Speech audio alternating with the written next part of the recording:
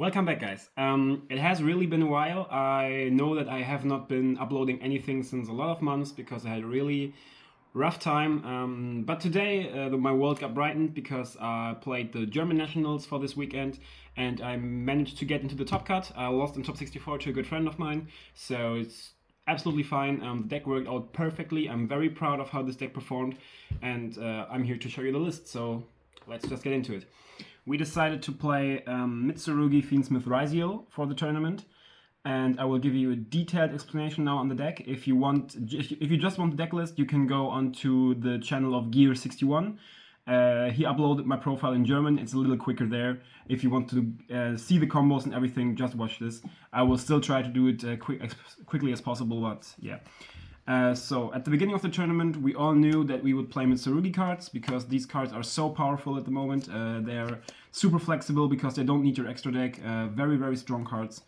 So we went with triple Harbor, triple Prayers, which is like standard, and then the Ritual and Murakumo, which is also standard.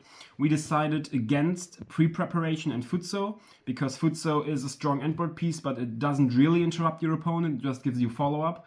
And this deck doesn't really need follow-up because you have follow-up in the Fiendsmith cards and your board is so crazy that you probably win on the spot. So we kept it on this. Also, pre-prep doesn't play into draw that well in this variant. Mitsurugi Mirror is a solid card, but it's like, it wasn't necessary. You access the Mitsurugi cards very easily, so it was fine for us. And also because we needed to fit all the three engines, we needed to keep the deck count as low as possible to still draw our combo cards. And we didn't want to miss out on playing the Ryzeal cards because they were so strong in testing. So yeah, this was our main Mitsu part together with one Saji, one Kusanagi, one Aramas and one Night Sword Serpent. We also knew that we wanted to play 4 of the small ones because if you draw them, it really sucks to use them from hand with Ritual. Night Sword Serpent is a key card in this deck, although I don't like it and most people don't play it. And I think if you want to play the normal variant of the deck, you shouldn't play this. But it was crazy all weekend. I drew it like 2 or 3 times and it really sucked. But having this in the deck makes all your combos so much better. Having this in the deck makes Ice, Ryzeal, Habakiri, Prayers all 1-card combos that all extend into all the 3 engines.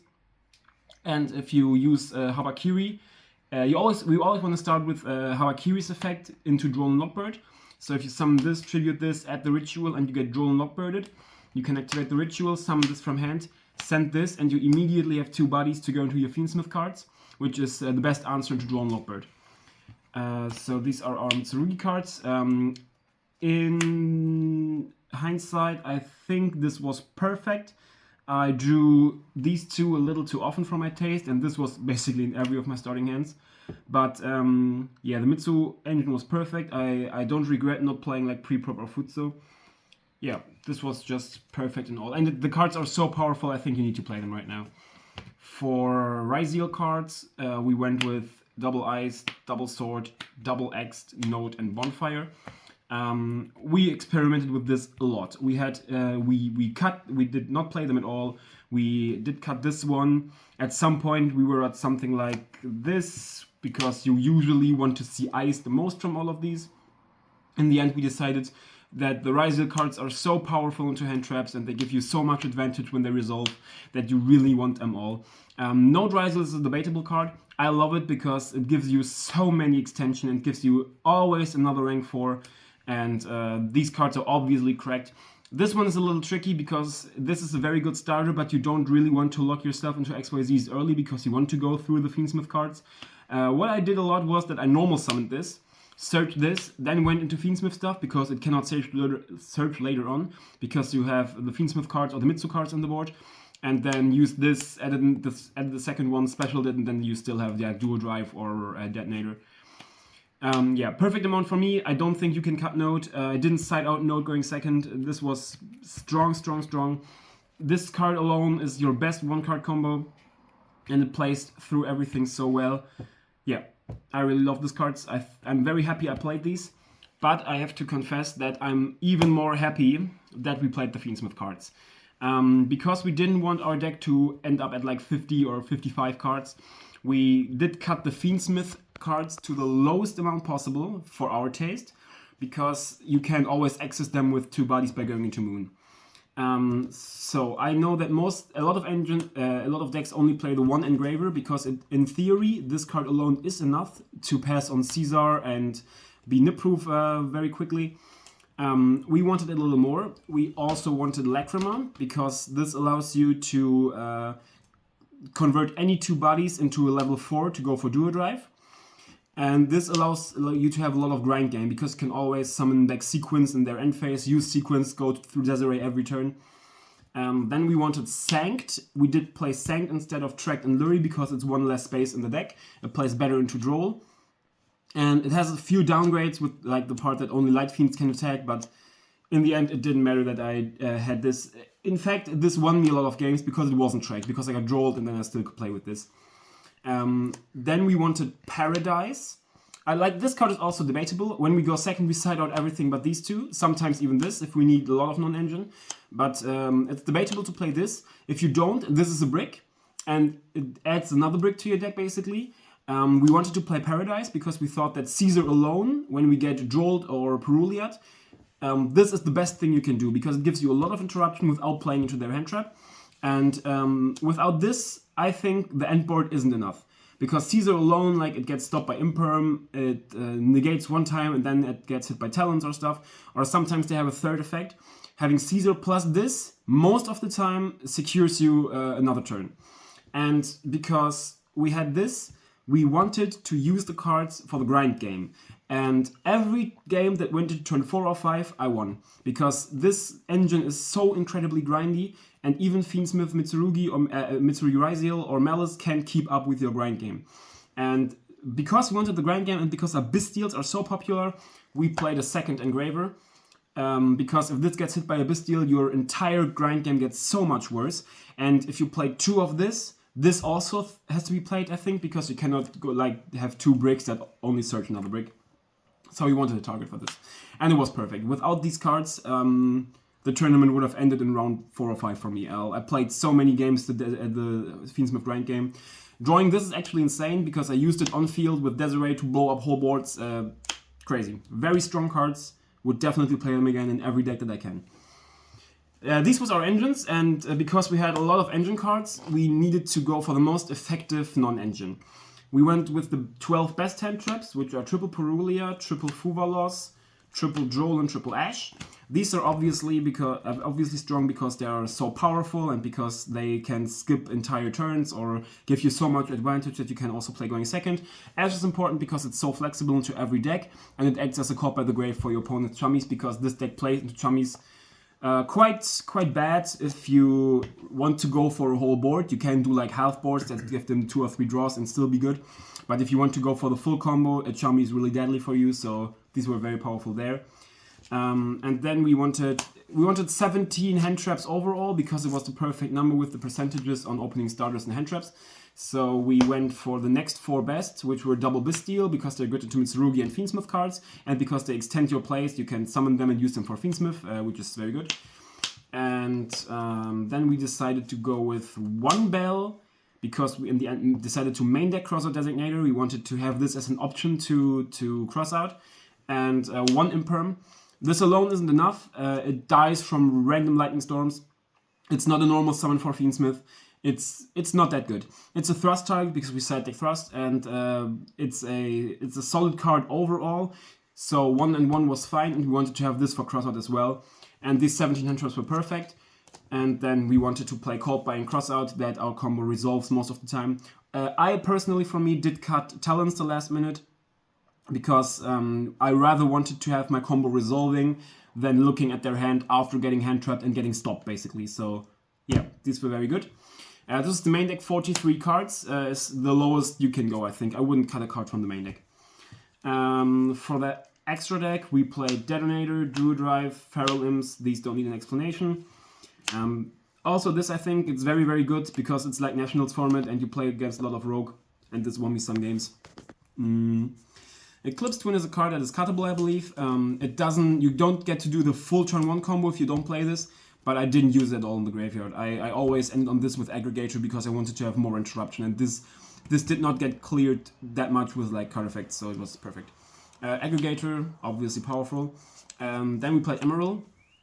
The problem is, I think you need a very good XYZ for turn 1, and I wanted to have an XYZ that does something on your first turn, that also is loopable with Eclipse Twin. So I wanted to have this because you don't have the buddies for Ouroboros to do the double hand loop consistently, and Dugaris is not a card that you can loop with Eclipse Twin.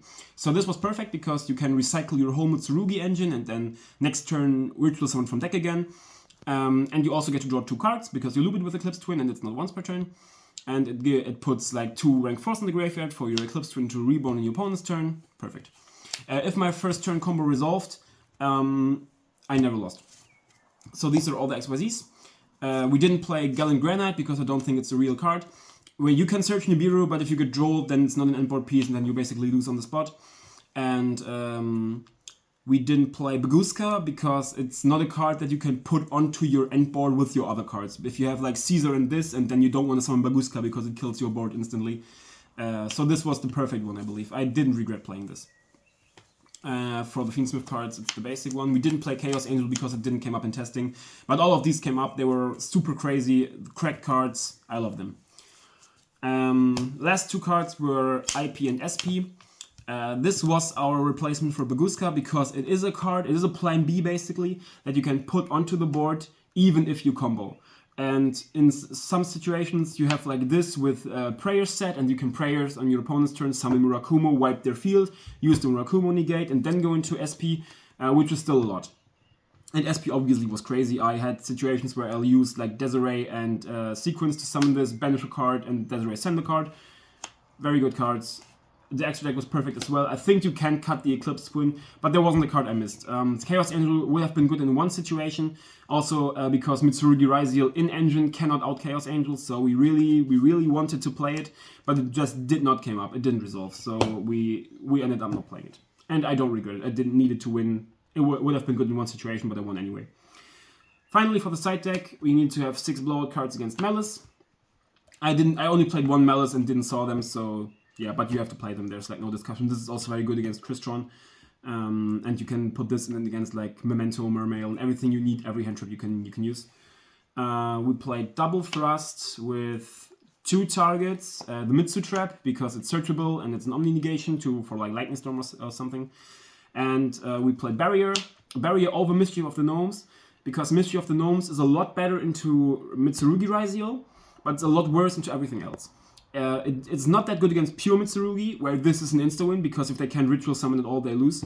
It's also very strong against, this is good against Branded, against random decks like Chimera, or it's even good against Memento if you take the fusions away. It's good against Crystron because you can call Synchro. And against Mitsu Ryzeal, if you take away the ritual summon only with Xyz monsters, they won't win. So it was perfect. We didn't play Artifact Sanctum because we wanted to have Thrust as a card that we can use, set 1, and in theory just pass and survive the turn. And if we do it with Sanctum, you still have the possibility to die to a 6-card Ash or to an Impulse that they hold in hand. So yeah. Then we played Talent to the side deck. I set it in every game, I think, but it's just I didn't want to add the main deck to 44, so it's here. 1 cross because we wanted it for going first. I didn't miss it in the main deck because it's just another brick going second, and going first your board is so cracked that you don't really need this. So yeah, in the side deck it was fine. I think I activated it 2 or 3 times and negated even less, so yeah. We played Mitsurugi Magatama because we wanted a searchable card that can out Chaos Angel, because as I said, we cannot out it in our engine. I did not cite this in 1 time. This card could have been basically anything. It was very, very bad, and yeah, I don't think you need it. If you get Chaos Angel, then it is what it is, but like, I played 1 White Forest, and the guy was not that good, so I decided just not to put it in, because I think I would have won anyway. For the last 2 cards, we wanted something that is citable against every matchup, and that is good going first or second, because there are certain matchups where you need to take out a lot of cards, and we always take out 3 of the Fiendsmith cards going second. And the only card that came to our mind that was very good in that spot was Forbidden Droplet. And this card was the MVP of the tournament. It won me so many games. It was insane. In my final Swiss round against Memento, it won me the game because I could negate his last 2 cards, and then I sent Desiree with this, and Desiree could send another one. Very, very good. Very powerful. I'm also very happy with the side deck. Yeah, from my matchups, I played one Maliss, I think 7 mirror matches, 2 Memento, and then 1 Mermail, 1 White Forest, 1 Kashtira Regenisis, 1 pure Mitsurugi, and stuff like that. Yeah, so that was my deck. And for the final thing, I want to show you the 1-card combo that we played and how we played it. And I will symbolize it with Ice Ryzeal, but it works with a lot of cards in the deck as well. So you go normal summon Ice Ryzeal, you summon X Ryzeal just in the like in the Fiendsmith combo, and add Sword Ryzeal. You're not Xyz locked at that point, so you just use these two to go into Moon of the Closed Heaven. You take away Moon. You can also go for X-Turn, doesn't really matter. You go into Requiem. Requiem summons out Lacrima. You go Lacrima, send Engraver. You equip. You go Necroquip. You do it in this way. A lot of people do it wrong. They summon Engraver first. But if you use Engraver now and you get Belled, you draw a card from this. So you put this back, summon Engraver. You keep these in the graveyard to have a Paradise on your opponent's turn. Then you overlay these for Caesar. So now you're Nip and Bisteel proof. Then you go summon Sword Ryzeal. You add the second X. You summon X by sending Aggregator. You overlay these into Feral Imps. You go Feral Imps and add Habakiri, which will summon out Saji, which will get tributed, and add in case I find Saji there. You tribute this because you need another level 4. You trigger this and you add Ritual. You activate Ritual, summon Habakiri, and you send Kusanagi and Nightsword Serpent. This is where the second level 4 really comes up because you can go into Duo Drive now and get to all 3 engines. You add back the Ritual, and then you summon Duo Drive at the top. You attach, you detach, you keep Nightsword Serpent under it. After siding, you grab Node Ryzeal and Cross, and then you just end on Detonator with Cross. And now we go for Node and Ice, because we still can summon Ice from hand. Ice, and you add Node. For next trick, we use this to summon from deck, tribute this, bring out Murakumo. This will trigger summon back and add Prayers. Then you go Prayers, tribute Murakumo. You add Aramasa for follow-up, and you summon Saji from graveyard. Murakumo triggers, gets summons back, and you add another copy of Prayers. It's in graveyard. You add another copy of Prayers for your opponent's turn. This whole combo also works when you start with this. If you start with Prayers, you need one more extender because this can't be used later on, so you need like any level 4 basically. Now you send this to special summon Ice Ryzeal. You overlay these two, you go into Emerald, you use Emerald, cycle 3 cards, it doesn't really matter, and then you get to draw another card. Then you overlay these two. Because you're already nip proof, you don't need to like keep the Duo Drive on board for Cross. You go for Eclipse Twin, you go for Node, you go Node, send this, summon back Sword Ryzeal, that you keep. You have to keep one Ryzeal in graveyard, of course. And then trigger Eclipse Twin to target these two, bring back. You Emerald again for 3 cards. I usually like to put back this, so you have it for your next turn. To put back this, because you can still send it with X into their board. And then I put back most Ryzeals and one like Mitsurugi card. And you draw another card. This is in graveyard. You draw another card. And then you go for Detonator. And you Detonator attach the Eclipse Twin. And you even have 2 other rank 4s in graveyard. So if your Detonator dies, it will return thanks to the Eclipse Twin. So 1 card Ice or Habakiri gets you to this. Drawing 2 cards. You also have 4 other cards in hand because it's a 1-card combo. You end with Lacrima plus Requiem in graveyard for another interruption or for follow-up. And you have this negate, the Raigeki. After deciding, you can even search the trap card. And this board is like unbreakable. If you have 1 more extender and they don't hand trap you, or you can prevent their hand trap, you can sometimes even go IP on top. And it's like, it's unbeatable. Every time I summon, I used this whole board and I could pull out the whole combo. There was no way for them to win.